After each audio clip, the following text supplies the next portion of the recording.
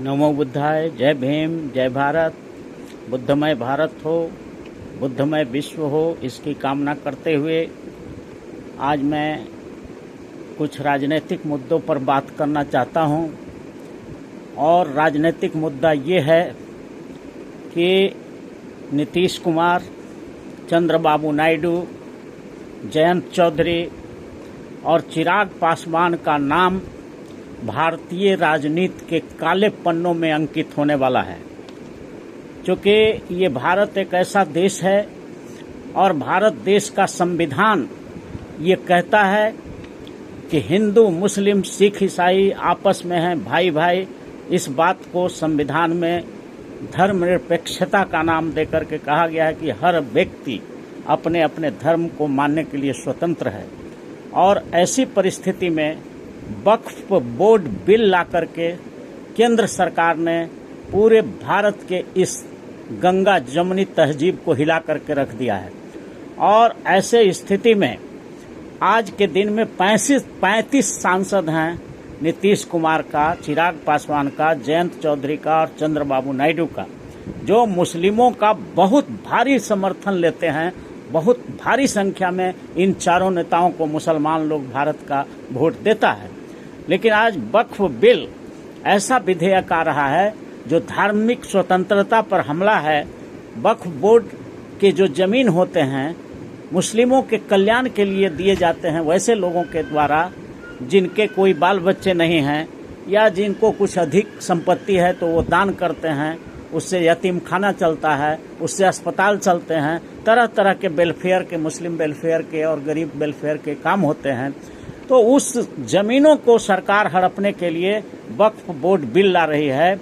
और ये चार नेता, चंद्रबाबू नायडू, नीतीश कुमार, जयंत चौधरी और चिराग पासवान, ये चारों नेता एकदम जिस तरह से द्रौपदी का चीरहरण हो रहा था और तमाशा देख रहे थे भीष्म पितामह, ठीक उसी प्रकार से ये चारों नेता आज पूरे वक्फ बोर्ड बिल को लाया जा रहा है, जो बिल्कुल असंवैधानिक विधेयक है।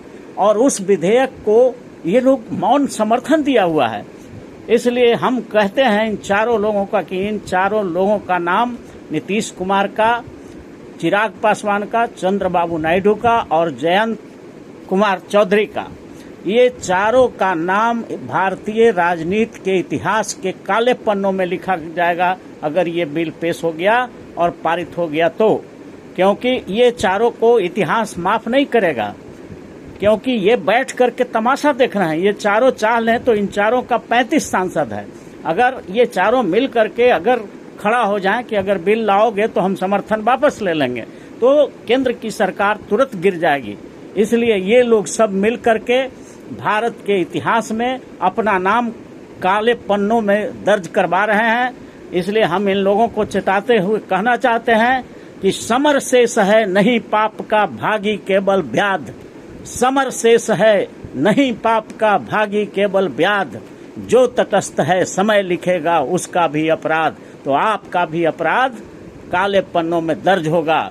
इसलिए आप भारत का जो तहजीब है, हिंदू, मुस्लिम, सिख, ईसाई आपस में हैं भाई भाई का जो ये संदेश है, पूरे देश में बुद्ध का संदेश है, शांति का संदेश है, भाईचारा का संदेश है, समता का संदेश है। इस संदेश को अगर तोड़ने का काम आप चारों मिलकर के करेंगे तो आप चारों का नाम इतिहास के काले पन्नों में लिखा जाएगा।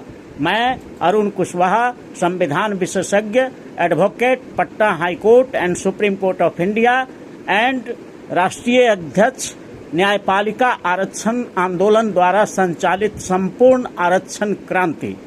धन्यवाद। मेरा मोबाइल नंबर है 9431002499। Thank you very much.